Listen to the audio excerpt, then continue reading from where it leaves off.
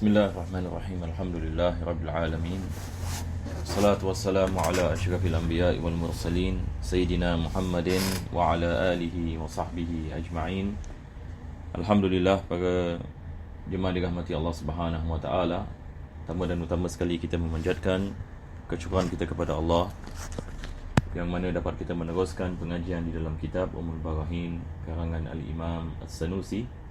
Maka kita berdoa kepada Allah Subhanahu wa taala, mudah-mudahan Allah menjadikan pengajian ini sebab pengampunan bagi segala dosa dan Allah mengabulkan segala hajat dan memberikan kepada kita kebaikan di dunia dan kebaikan di akhirat. Amin ya rabbal alamin. Pada minggu yang lepas kita sedang membicarakan berkenaan dengan dalil ataupun burhan qiyamuhu binafsihi, yakni maksudnya ini Allah Subhanahu wa taala tidak berhajat ini kepada sesuatu untuk dia berhinggap kepadanya, dan juga Allah tidak berhajat kepada mukhassis, ini yang mengkhususkan kewujudannya. Jadi kita telah membicarakan apa yang dimaksudkan oleh qiyamuhu binafsihi, dan juga saya telah terangkan dalil yang aqli berkenaan dengan kemustahilan bagi Allah Subhanahu wa taala memerlukan kepada selainnya, memerlukan kepada sesuatu yang dia berhinggap kepadanya, dan memerlukan kepada sesuatu yang mewujudkannya, sebab itu semua akan membawa natijah Allah adalah hadis dan itu adalah mustahil. Jadi hari ini insya-Allah kita akan meneruskan kepada wahdaniyah, yakni burhan ataupun dalil bagi wahdaniyah. Jadi kita masih berada di dalam lingkungan ini sifat ini salbiyah. Maka penulis ini mengatakan wa amma burhanu wujubil wahdaniyah lahu ta'ala fali'annahu law lam yakun wahidan lazima an la yujada syai'un minal alami liluzumi ajzihi hina idzin. Maka penulis ini mengatakan adapun ini burhan bagi sifat ini wahdaniyah bagi Allah Subhanahu wa taala. Jadi sebelum ini kita meneruskan, kita ulang kaji sedikit apakah yang dimaksudkan dengan wahdaniyah. Wahdaniyah seperti mana kita maklum, seperti mana saya terangkan sebelum ini, dia terbagi kepada tiga bahagian. Kita ada wahdaniyah dalam zat, wahdaniyah dalam sifat, dan wahdaniyah dalam af'al. Wahdaniyah dalam zat ini maksudnya kita mengatakan Allah Subhanahu wa taala itu satu dan tidak ada sekutu bagi Allah Subhanahu wa taala. Tidak ada sekutu ini bagi Allah Subhanahu wa taala. Tidak ada Tuhan yang mempunyai yang Tuhan seperti Allah Subhanahu wa taala. Dan ini adalah wahdaniyah dalam zat. Yang hanya Allah Subhanahu wa taala iaitu yang Tuhan yang menciptakan ini segala-galanya. Maka tidak ada selain Allah yang mempunyai ketuhanan seperti Allah Subhanahu wa taala. Maka ini adalah apa yang dimaksudkan dengan wahdaniyah dalam zat. Selepas itu kita ada wahdaniyah dalam sifat, yang maksudnya tidak ada sesuatu selain Allah yang mempunyai sifat seperti sifatnya Allah Subhanahu wa taala. Tidak ada sesuatu selain Allah Subhanahu wa taala yang mempunyai sifat daripada sifat Allah. Misalan, tidak ada sesuatu selain Allah mempunyai sifat kudrat seperti kudratnya Allah Subhanahu wa taala. Maka itu adalah mustahil, dan ini tentu sekali syirik kepada Allah Subhanahu wa taala. Tidak ada sesuatu perkara yang ada sifat seperti ilmunya Allah Subhanahu wa taala ataupun kehendaknya Allah Subhanahu wa taala. Maka ini adalah perkara yang mustahil. Yang ketiga, kita mengatakan wahdaniyah dalam segi af'al, iaitu perbuatan. Kita mengatakan tidak ada sesuatu selain Allah Subhanahu wa taala yang boleh memberikan kesan. Tidak ada sesuatu selain Allah Subhanahu wa taala yang boleh memberikan kesan kepada sesuatu. Maka ini kita mengatakan memberikan kesan hanya datang daripada Allah. At-ta'sir, dalam bahasa akidah ulama kita memberikan perkataan ta'sir, yakni yang memberikan asar, yang memberikan kesan hanya Allah Subhanahu wa ta'ala. Selain daripada Allah Subhanahu wa ta'ala tidak dapat memberikan apa-apa kesan, tidak dapat memberikan mudarat, tidak dapat memberikan manfaat. Hanya Allah yang melakukan segala-galanya, segala-galanya berlaku dengan kuasa Allah Subhanahu wa ta'ala. Maka selain Allah tidak berkuasa. Ini adalah sikit lebih kurang apa yang dimaksudkan dengan wahdaniyah dalam segi perbuatan af'al. Sekarang kita lihat kepada burhan, dalil bagi wahdaniyah. Maka kita lihat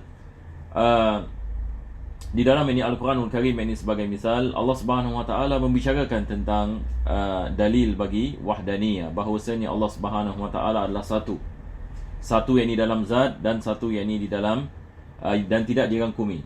Allah Subhanahu wa taala satu dalam bilangan dan tidak dirangkumi. Ini yang dimaksudkan dengan ahad, yang mana Allah Subhanahu wa taala mengatakan qul huwallahu ahad. Ini katakanlah, ini Allah Subhanahu wa taala dia adalah ahad. Ahad ini maksudnya wahidun fi dzatihi, yakni dia adalah satu, yakni dalam yakni bilangan, dan dia tidak dirangkumi. Dia tidak dirangkumi. Ini maksudnya Allah Subhanahu wa taala misalan dia tidak ada anggota.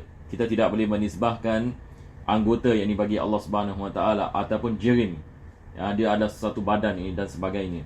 Maka ini adalah bercanggah dengan sifat ini wahdaniyah. Jadi dia adalah satu dalam zat, dan dia tidak dirangkumi ini oleh anggota.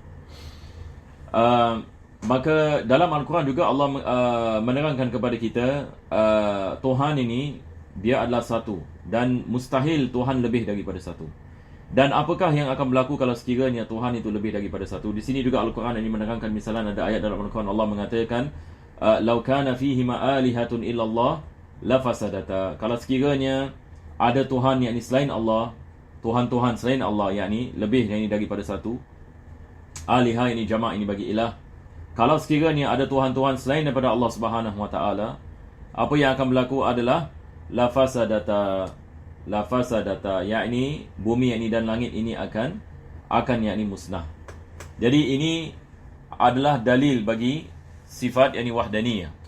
Dalil bagi sifat yakni wahdaniyah.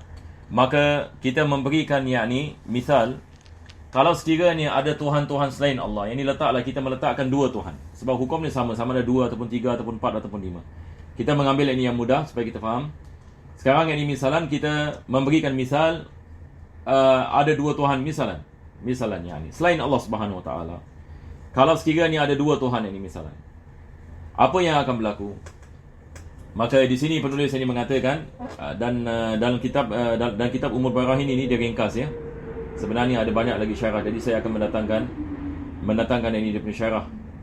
Jadi apa yang kita lihat ini di sini penulis hanya meringkaskan. Dia mengatakan wa amma burhanu wujubil wahdaniyya lahu ta'ala fali'annahu law lam yakun wahidan. Dia mengatakan kalau sekiranya Allah ini tidak satu, ini maksudnya ada Tuhan ini selain Allah Subhanahu wa taala, lazima an la yujada syai'un minal alam. Alam ini tidak akan wujud. Tidak akan wujud. Apa sebabnya? Liluzumi ajzihi hina idzin. Sebab kalau Tuhan ini dia lebih daripada satu, mereka akan berada dalam keadaan lemah. Tidak yakni mempunyai yakni kuasa mutlak. Maka alam ini tidak boleh wujud. Alam ini tidak boleh wujud. Maka Allah Subhanahu wa taala mengatakan law kana fihima alihatun illallah lafasadata. Kalau sekiranya ada Tuhan-Tuhan selain daripada Allah Subhanahu wa taala, maka bumi dan langit ini akan menjadi musnah, yakni ia tidak boleh diciptakan. Jadi sekarang kita nak faham ini kenapa yang ia tidak boleh diciptakan. Kenapa kalau sekiranya Tuhan lebih daripada satu, kenapa ia akan membawa kepada natijah maka alam ini akan musnah dan sebagainya. Jadi misalnya adalah begini ya. Ini dalam ilmu akidah kita panggil burhan tamanu'. Kalau sekiranya ada dua Tuhan yang sebagai misal. Jadi ada beberapa kemungkinan yang boleh berlaku. Sama ada kedua-duanya setuju untuk menciptakan sesuatu, ataupun mereka tidak setuju untuk menciptakan sesuatu, ataupun mereka membantu satu dengan yang lain untuk menciptakan. Jadi ada tiga kemungkinan. Sekarang ini dua-dua Tuhan, dua-dua ada kuasa. Maka Tuhan yang pertama, dia nak menciptakan sesuatu. Tuhan yang pertama, dia nak menciptakan sesuatu. Jadi bagaimana pula dengan Tuhan yang kedua? Kalau sekiranya Tuhan yang kedua juga mahu menciptakan. Kalau sekiranya yang kedua juga mahu menciptakan. Kalau sekiranya mereka saling bantu-membantu untuk menciptakan, kedua-duanya tidak boleh jadi Tuhan. Apa sebabnya? Sebab Tuhan yang pertama memerlukan kepada Tuhan yang kedua. Tuhan yang kedua memerlukan kepada Tuhan yang pertama. Maka apabila kedua-dua Tuhan ini memerlukan antara satu dengan yang lain, maksudnya mereka kedua-duanya tidak boleh menjadi Tuhan. Sebab daripada sifat ini ketuhanan, dia tidak boleh memerlukan. Tuhan ini kalau dia memerlukan, maka dia bukan Tuhan. Jadi ini adalah situasi yang pertama. Perkara yang kedua, ulama kita membicarakan tentang apa yang dikenali sebagai jauharul fard. Yang kita lihat ini kepada alam ini. Kita lihat ini kepada benda-benda dan sebagainya. Kita ada sesuatu yang dikenali sebagai jauhar al-fard, yakni benda yang sekecil-kecilnya yang tidak dapat dipisahkan. Maka kalau sekiranya kita ada satu benda yang sekecil-kecilnya yang tidak dapat ini dipisahkan, maka kedua-dua Tuhan ini dia tidak boleh membantu satu dengan yang lain untuk menciptakannya. Sebab yang ni dia adalah benda yang satu yang tidak dapat dipisahkan. Sama ada Tuhan yang pertama menciptakannya ataupun Tuhan yang kedua yang menciptakannya. Kalau sekiranya Tuhan yang pertama yang menciptakannya dan Tuhan yang kedua tidak menciptakan, maka ini menunjukkan Tuhan yang kedua tidak boleh menjadi Tuhan. Sebab sesuatu berlaku dalam alam yang mana dia tidak ada kuasa untuk menahannya. Sesuatu yang berlaku dalam alam yang mana dia tidak ada berkuasa untuk menahannya. Maka Tuhan yang kedua ni tidak boleh menjadi Tuhan. Dalam masa yang sama, Tuhan yang pertama tadi juga tidak boleh menjadi Tuhan ini. Apa sebabnya? Sebab dia dengan Tuhan yang kedua adalah sama. Sebab bila kita memberikan misal dua Tuhan, kalau sekiranya salah satu daripada mereka tidak boleh menjadi Tuhan, satu yang lagi juga tidak boleh menjadi Tuhan. Sebab mereka semisal. Jadi sekarang saya telah membicarakan dua perkara. Perkara yang pertama adalah kalau mereka membantu antara satu dengan yang lain untuk menciptakan, kedua-duanya tidak boleh menjadi Tuhan. Ataupun yang pertama menciptakan, yang kedua berdiam diri. Maka yang berdiam diri tidak boleh menjadi Tuhan, yang pertama juga yang ini tidak boleh menjadi Tuhan, sebab yang ini sifatnya yang ini sama yang ini dengan Tuhan yang ini yang kedua. Sebab kedua-dua ni adalah misal yang sama bagi ketuhanan. Jadi ini adalah bahagian yang pertama.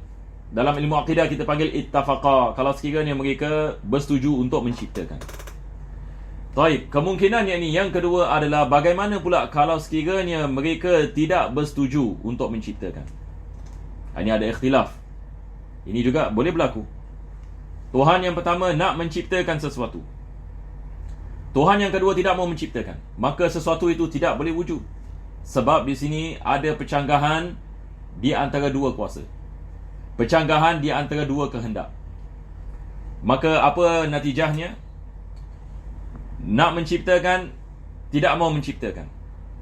Nak mewujudkan, tidak mau mewujudkan. Maka kewujudan dan ketiadaan yakni bercanggah. Apabila ia berlaku, maka natijahnya adalah perkara tersebut tidak dapat wujud. Perkara tersebut ini tidak dapat wujud. Ini kalau sekiranya kita mengatakan mereka bercanggah. Selepas itu kita membicarakan yang ini berkenaan dengan kalau sekiranya salah seorang yang ini daripada mereka, kalau salah seorang yang ini daripada mereka mahu yang ini menciptakan, dan yang kedua juga mahu yang ini menciptakan, dan mereka membagi kerja, maka ini dalam ilmu akidah kita panggil ini iqtasama. Maka kedua-duanya tidak boleh menjadi Tuhan. Kedua-duanya tidak boleh menjadi Tuhan. Jadi sekali lagi ada tiga perkara.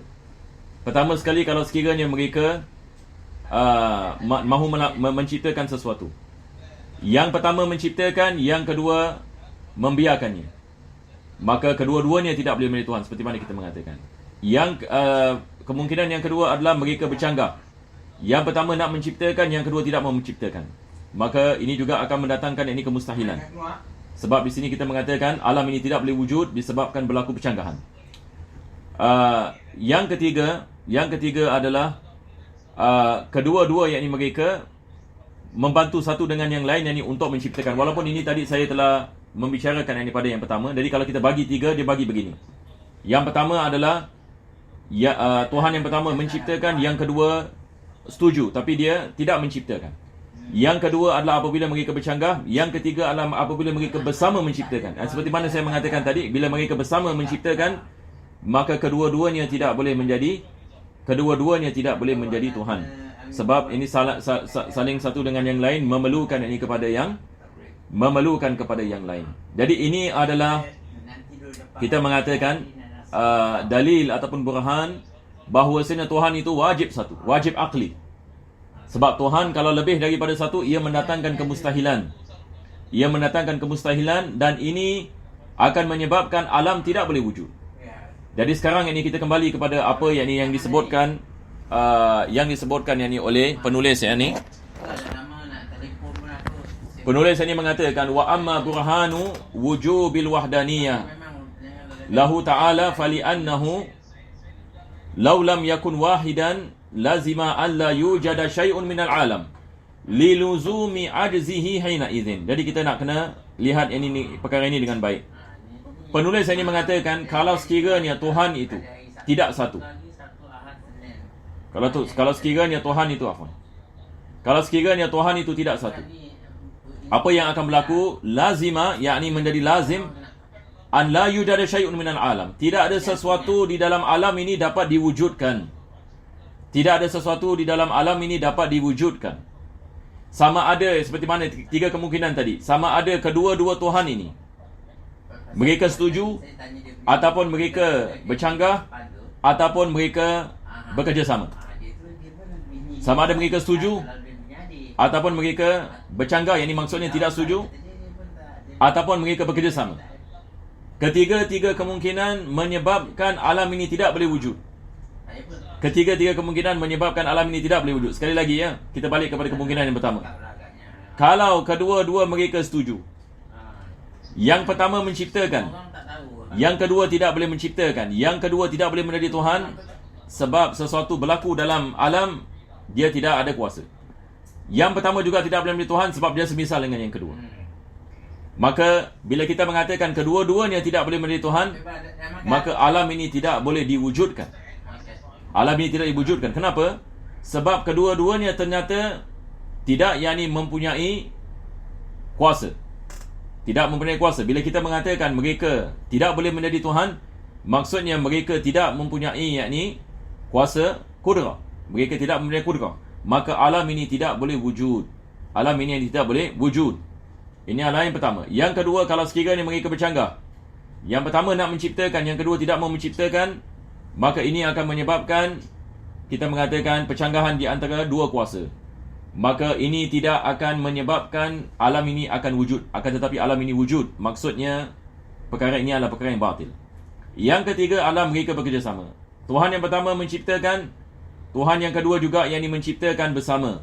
Maka kedua-duanya tidak boleh menjadi Tuhan sebab yang pertama memerlukan kepada yang kedua memerlukan kepada yang pertama. Maka ini menunjukkan kedua-duanya yakni ada kelemahan. Maka mereka tidak boleh menjadi Tuhan dan tidak mempunyai kuasa. Dan alam ini tidak boleh wujud kalau sekiranya keadaan yang sedemikian. Tetapi alam ini wujud, maka ia menunjukkan yang menciptakannya adalah mempunyai kuasa dan dia bukan lebih daripada satu. Bahkan Tuhan adalah satu.